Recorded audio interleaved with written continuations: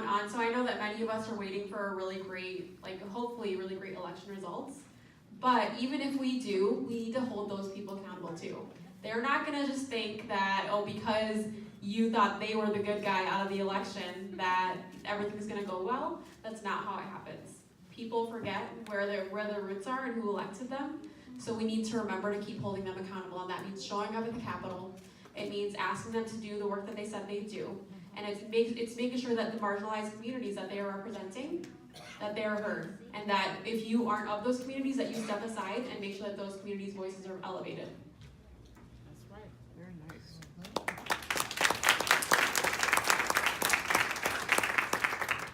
So in our session, we talked about elections and information of how you vote, where to go, how you register, and why those information are very important. And also about the issue when people see intimidated people who have t-shirts that says like, I'm voting for this person or vote for this, or stickers that people don't feel comfortable during the election to see that kind of sign, and what to do when you see people are intimidating or having those signs or papers that tells people to vote for this person. And also we talked about the census and the importance of like knowing where your information is going to and why those information is being collected. And also the importance of looking up your candidates and why it's important to give time to look who are the people that you're gonna vote. And there was a nice saying that was said, you look for, when you want to buy a laptop, you see how the prices are different and all the same. Why not we do it at the same time with candidates and see how we could elect the best people for the office. And my action to take an actions for voting is, I am an immigrant and a refugee. I don't have the right to vote, and you have that privilege that 1,000 people in the United States don't have the same vote, and your vote counts. So please vote and remember that you count every single minute. Thank you.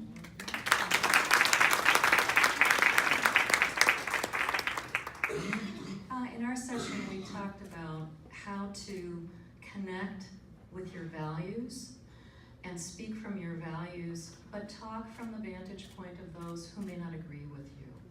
So coming at mutually held values from different vantage points in an effort to expand the number of people who can fight for those values.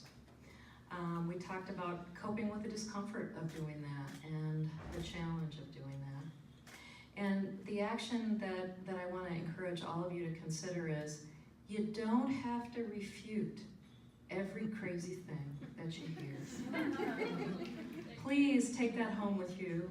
You have something important to say about your vision for this country and the values that you hold, about justice, about inclusivity.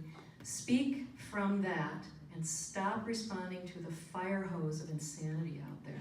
Every time you repeat that stuff, you give it legs.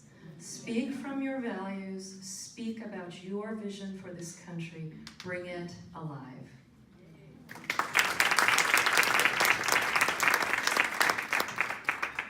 Hello, my name is Stephanie Lewis. Our session was about systemic leadership within housing and criminal justice, and we didn't really have an opportunity to really do a deep dive on systemic leadership because our panelists were just like dropping all the knowledge.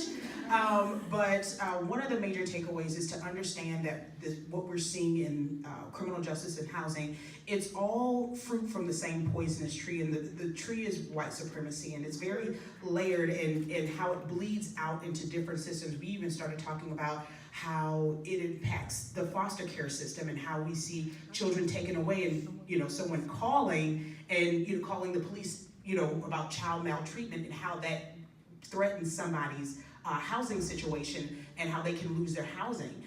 So one of the actions I just put it out there for the attendees to resonate on about what actions that they can take, small actions they can take within the next 30, 60, and 90 days and do it consistently. I didn't ask them to go out and become Norma Ray overnight or to run for office, but we had one of our elected officials in the audience, and I just made the note that if they got 10 of their friends to call their elected official, I can guarantee you it'll become an issue. There's gonna be a meeting off of 10 people calling. And that shows you how often people do not call their legislators.